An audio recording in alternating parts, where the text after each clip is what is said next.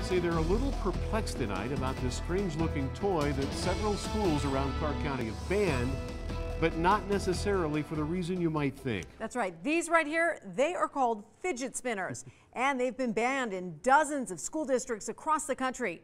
13 Action News reporter Annalise Ortiz found out what parents out there need to know. They're taking over campuses everywhere. It's a fidget toy. They're called fidget spinners. Spin them, trade them, or show off your tricks. People try to balance it with one finger, but I can't do it. But like most new crazes, they are quickly becoming a headache for teachers. The phones are bad enough. This would just be one more item that would distract children from learning.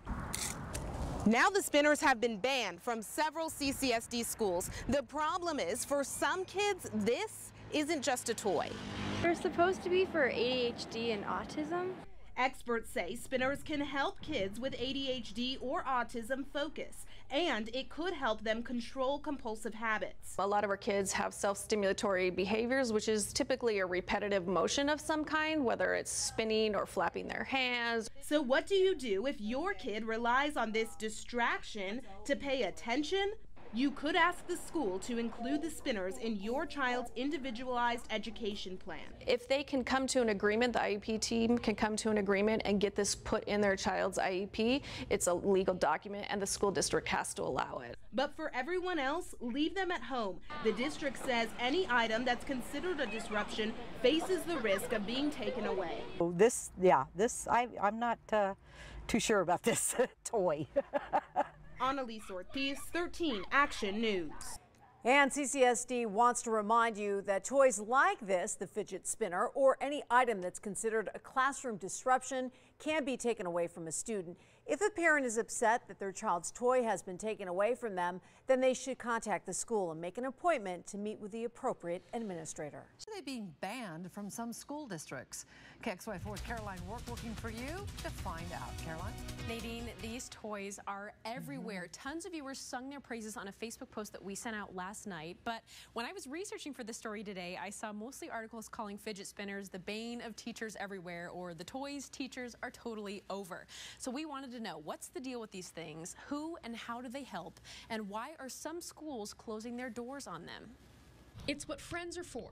11-year-old Braylon Church and his buddies like the same things. Play basketball, come to the park and ride my bike to school. And dislike the same things. I don't like school. Why not? It's boring. But for this almost 12-year-old, it's boring for a different reason. When he was in the 3rd grade, Braylon was diagnosed with ADHD. I honestly don't know that much about it, but it's hard for me to stop moving. So now he uses this. The one that's really popular is the spinner toy. The fidget spinner and the fidget cube might have taken over the school population recently, but the concept behind them is old news. There's research to support the use of fidgets, and the spinners are just kind of the latest, greatest that have gone mainstream with kids. Remember these? Same idea. For kids with behavior issues or anxiety, ADHD, or kids who have a disability, school is challenging beyond just the homework. In class, when I'm sitting there, I kick my feet, or I just can't stop moving. Some behavioral specialists even use them to help kids work through tough emotions. What I really notice is they really need that ability to keep their hands busy. So once you can get them to keep their hands busy, then they can really start focusing on their thoughts. Fidget spinners help kids focus that anxiety and stress and distraction. Plus, they're cool. I can just sit there in class and go like this under my desk, and then I can alternate hands and do it too when I'm writing. But are they too cool? What happens if one kid's helpful tool becomes his classmate's distraction? The line would be where it starts to interfere with that student's learning environment or the learning environment of others. When every kid in every classroom has one, that's not too far out of reach. But Spokane Public Schools say they haven't had a major problem yet, though rules are in place in their schools and where Braylon goes to school in Post Falls to prevent it. They say we can have them as long as they don't see them or hear them, and if they're under our desks. But if they become a distraction, we can't use them anymore. SPS says hopefully that won't happen here, because yes, they're fun to play with, but for students like Braylon, they directly impact his learning experience. We absolutely need to have these in our classes for the students that have the need. Some parents pretty fond of these toys too. They're helping the kids focus and they're cheap. Most of them only about $5. Braylon's mom Lisa told me today that when he used to kick his feet during school, he wore his shoes down like crazy. Now he has a more effective management tool and she's not spending as much money on new shoes. Reporting in studio, Caroline Rourke, KXOI4 News. Well, new trend is hitting the streets and also classrooms for your kids in Bakersfield. This one, though, small but addictive. So today, 23 ABC's Leah Pizzetti shows us why this new gadget is so addictive. Tim and Jackie, I'll admit I'm one who can't sit still. So this new toy, the fidget spinner, is perfect for people like me. The fidget spinner runs for only a couple bucks and is designed to calm down and focus people. This can be anyone from kids in a classroom to adults in a meeting. Workers here at Amelia's boutique tell me they started selling them just 2 weeks ago and have already sold thousands. In that span of time, they've sold out 3 different times. I spoke with one local student who's in a special needs classroom. Ian tells me his teacher has banned them during class, but students still utilize the calming effects during their breaks.